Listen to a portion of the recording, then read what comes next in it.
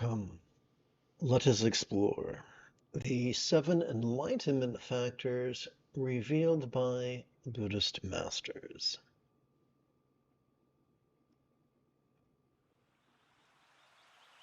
Together, let us relaxingly recite. In the Buddha's concise meditation instruction, known as the Mindfulness with Breathing Discourse, or the Satipatthana Sutta, the 7 enlightenment factors are mentioned. This simple teaching is applicable to the Theravada, Mahayana, and Tantrayana paths. We practice the first set, let's try this again. We practice the first enlightenment factor of mindfulness, or sati. Every time we notice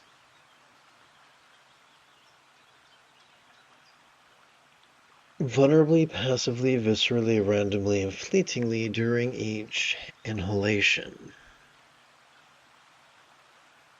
As silently and mentally we recite this, noticing or perceiving or perception.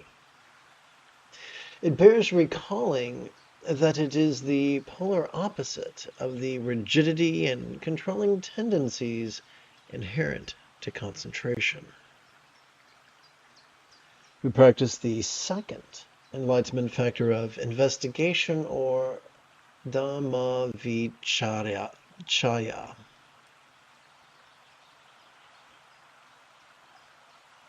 Every time we courageously defy our fearful, defensive, and prideful tendencies to act as our own press secretary, ever photoshopping or editorializing the sight, sound, sensations, flavors, and scents, as well as the emotions, intentions, thoughts, memories, and imaginings that seem to cartwheel across the metaphoric stage of our mind. For we are called to be vulnerable to whatever comes up, be it external or internal, physical or mental, pleasurable or painful, interesting or boring, glorious or grotesque. We practice the third enlightenment factor of energy, or viriya. Every time we make the subtle adjustments to the variables of our life that influence our mental lucidity and physical vitality, such as getting enough sleep, exercise, and recreation, as well as consuming a whole food, cruelty-free diet. We practice the fourth enlightenment factor of joy, or piti, by sidestepping patriarchy's metaphoric minefield of stoically gutting it out. For the two fringe benefits of practicing both mindfulness and meditation every 12 hours or so is first, automatically generating the highest love, which is spontaneous and uncontrived, and second, allowing our choices, utterances, and deeds to flow, not from the spontaneity that is scattered, but from the spontaneity that is centered. For this, my friends, is the font of enlightened joy. We practice the fifth enlightenment factor of serenity, or passaddhi, by automatically, now let's see here. I wrote passaddhi, but I probably, no, that's correct. Passaddhi, by automatically relaxing in cooperation with our parasympathetic nervous system, as silently and mentally we utter ease.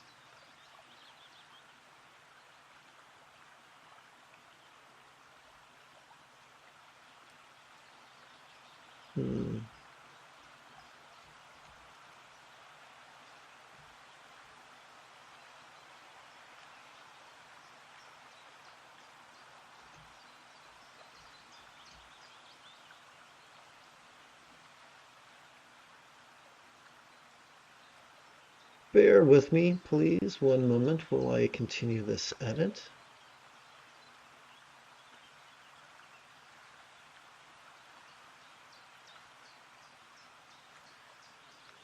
We practice the fifth enlightenment factor of serenity or passaddhi by automatically relaxing in cooperation with our parasympathetic nervous system as silently and mentally we utter ease, relaxing, or cessation, for that is what we evolved to do during each exhalation.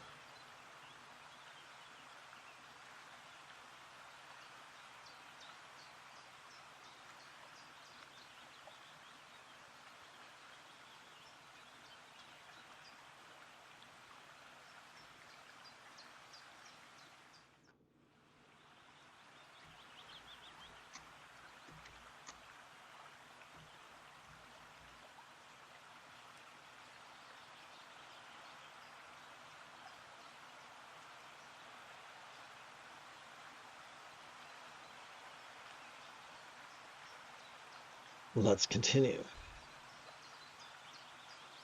Instead of forcing, we placidly cooperate with our parasympathetic nervous system. We practice the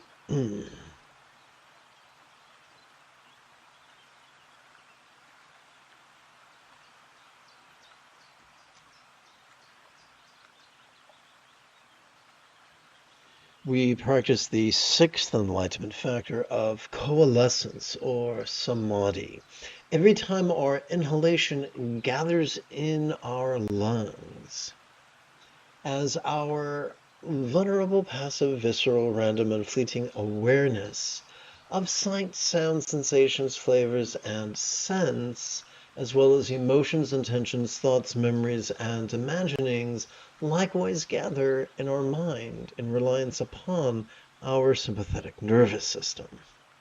We practice the seventh enlightenment factor of equanimity or upekkha when, as we relax into each exhalation, the dreads and desires we noticed during our previous inhalation feel as if they were melting into the non-duality of the fleeting non-graspability that feels less stressful, less permanent, and less defining. This is key to the Buddha's practice of sati, passaddhi, chan, and Ati Yoga, also known as simply mindfulness and meditation.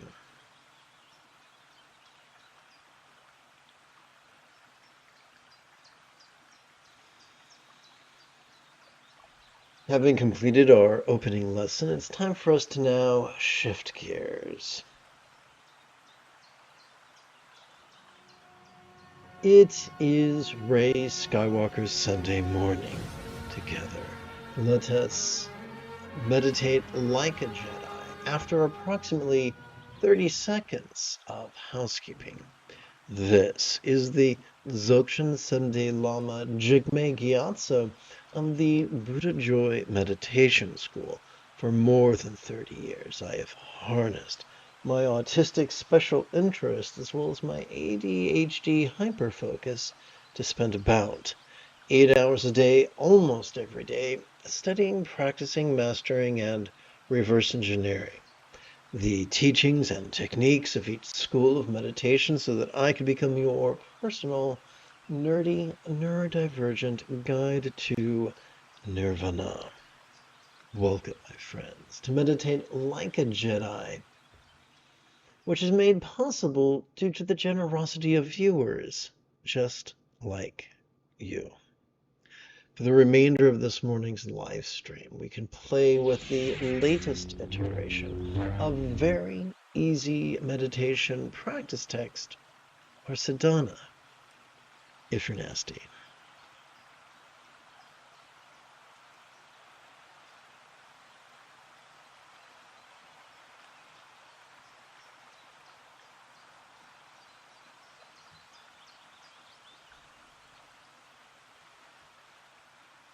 There are two paths we can walk on. We can walk on Yin's path of spiritual matriarchy or Yang's path of religious patriarchy.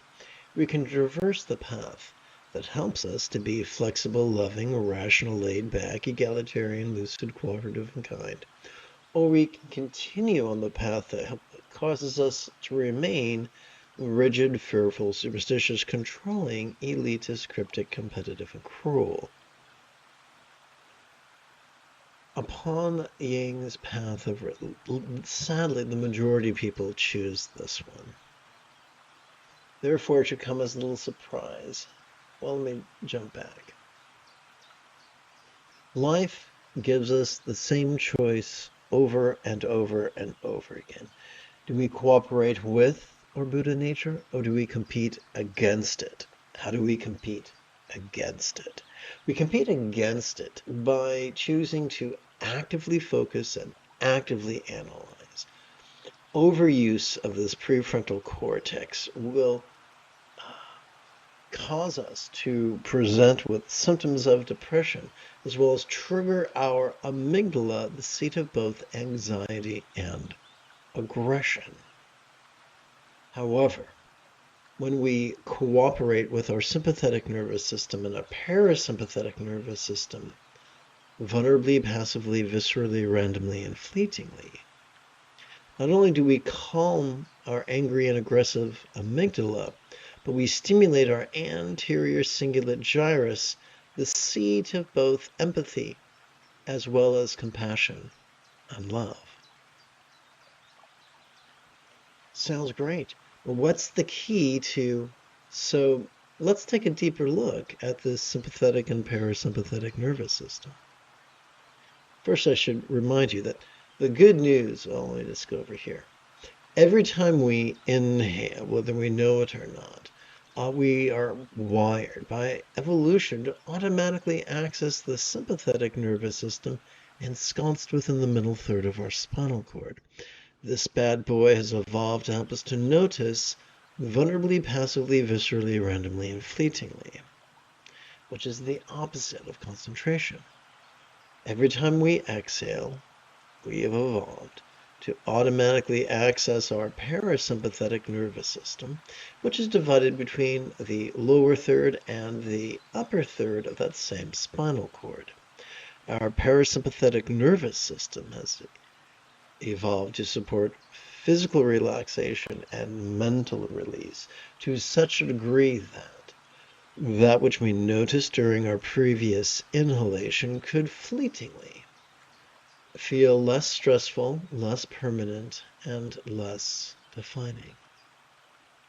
The question remains, how are we to passively cooperate with both our sympathetic as well as parasympathetic nervous systems? Easy.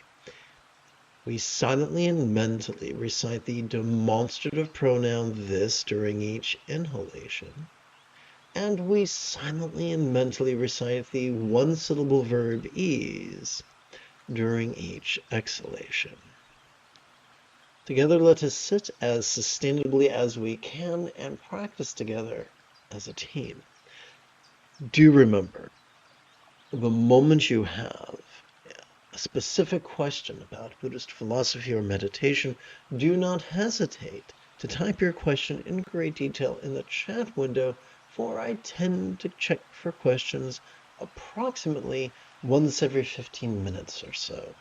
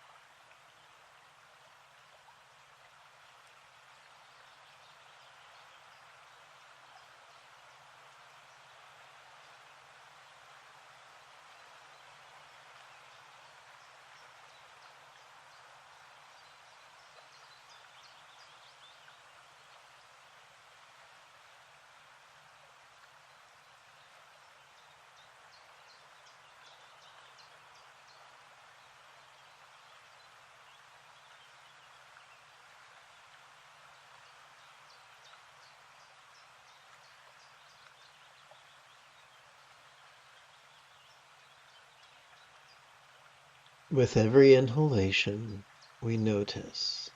With every exhalation, we are already wired to relax. We passively cooperate with this process by silently and mentally reciting the demonstrative pronoun this during each inhalation, and silently and mentally reciting the one-syllable verb ease during each exhalation. Spiritual success or failure is not determined by what we perceive or emote or intend or reason or recall or imagine. It's determined by what we do with that which we notice. Do we notice it and relax into it in harmony with our breathing? Then that's successful, regardless of what's going on in the three-ring circus we call a mind and body and circumstance.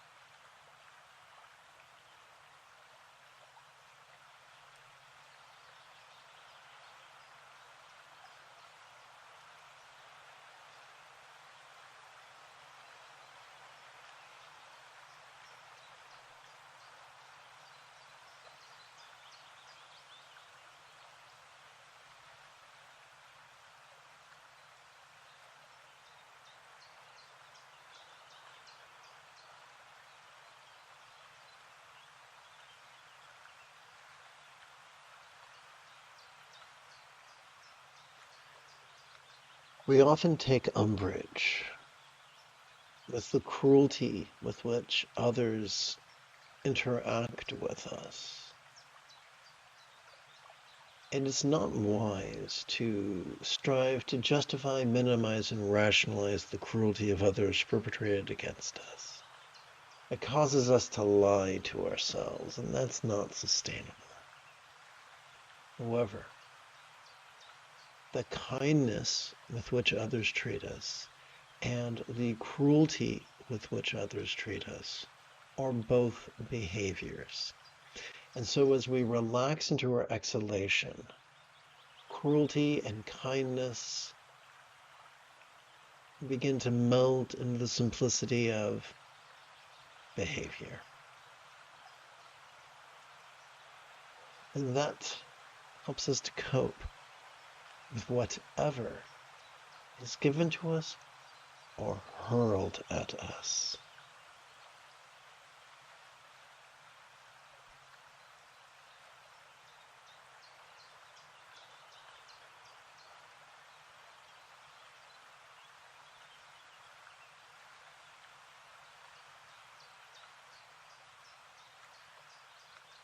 So we don't have to lie about what we're feeling. We can simply label it this as we breathe in. And as we exhale, remember we are already wired to relax. All we have to do is cooperate with it. Stop fighting it. We're already wired to think and speak and behave as Buddhas.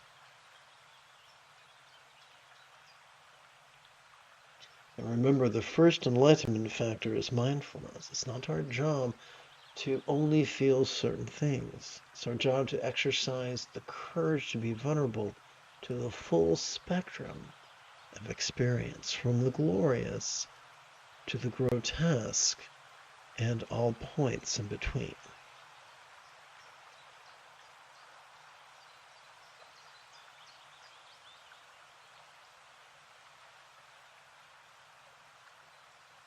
The sooner we stop lying to ourselves and others about what we think about the people who are cruel to us, the sooner our choices and our utterances and our deeds will be led by love's centered spontaneity.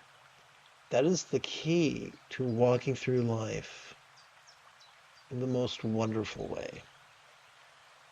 But it requires great vulnerability.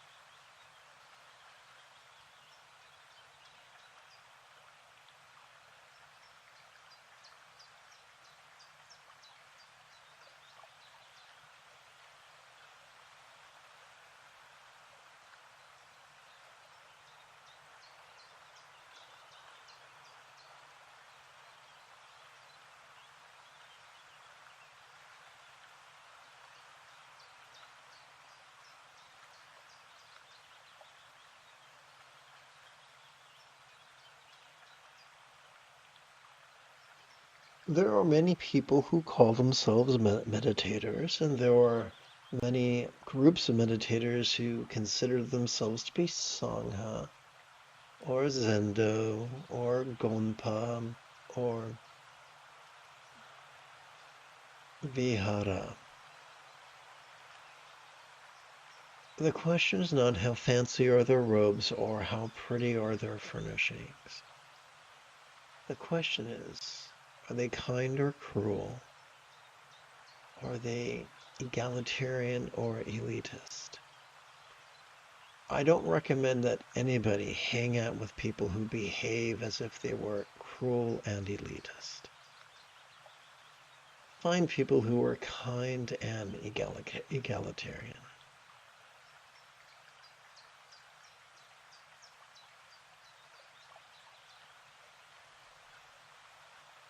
50% of the Buddha's Eightfold Path pertains to loving kindness.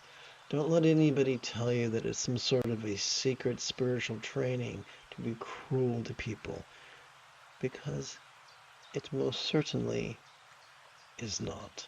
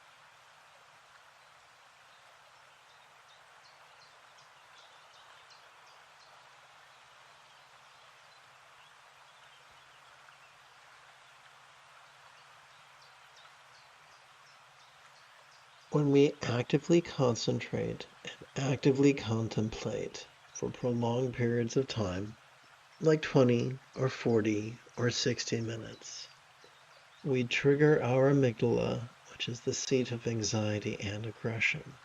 However, when we cooperate with our sympathetic and parasympathetic nervous systems,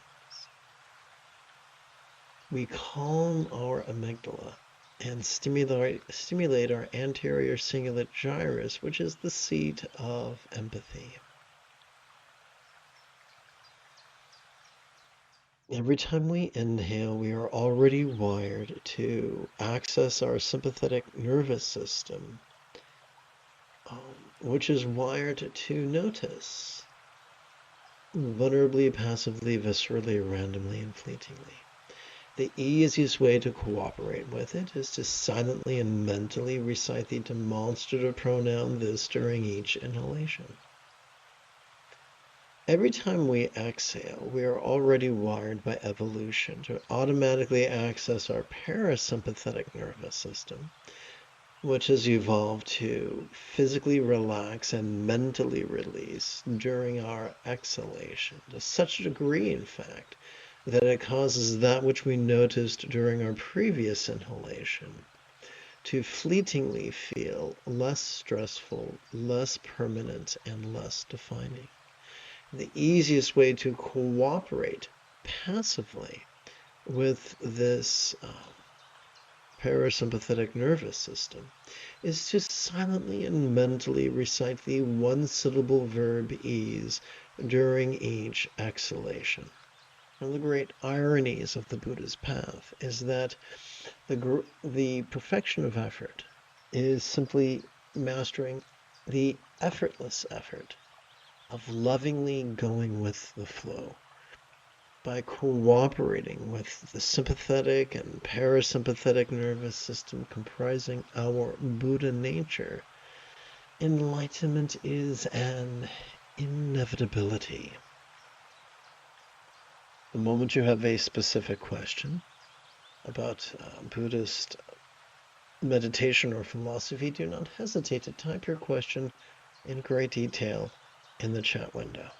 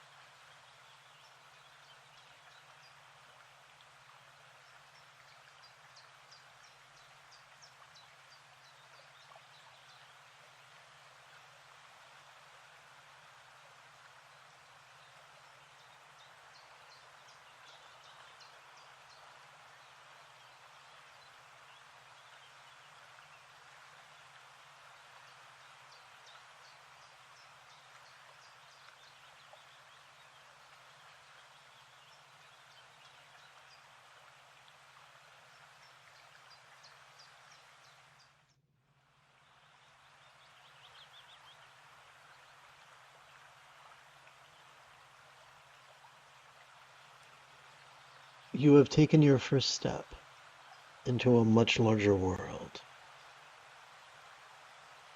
If you feel that I have earned it, you could give this live stream a thumbs up. You could even help support this channel.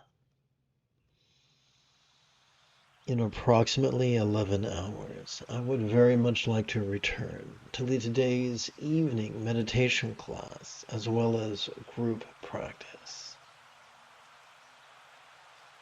And if you are as geeky as me, may the Force be with you always.